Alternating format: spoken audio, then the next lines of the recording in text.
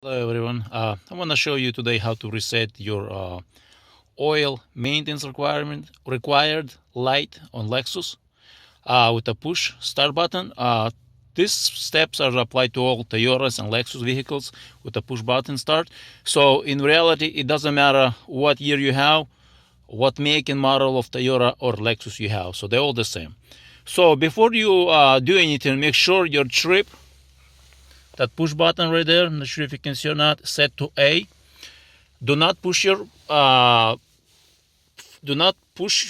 foot on the brake pedal.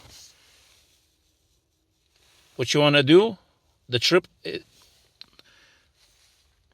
Let me show you. Right there, the trip A. As you can see, guys.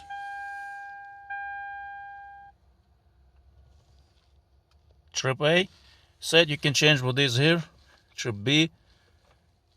Odometer. When it's trip A, what you want to do is hold it with one in your hand and with one finger, and the other finger press the button, and it's going to reset.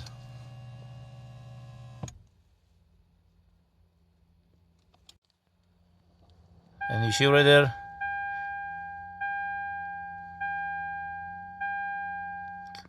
that's it, and it's reset just like that.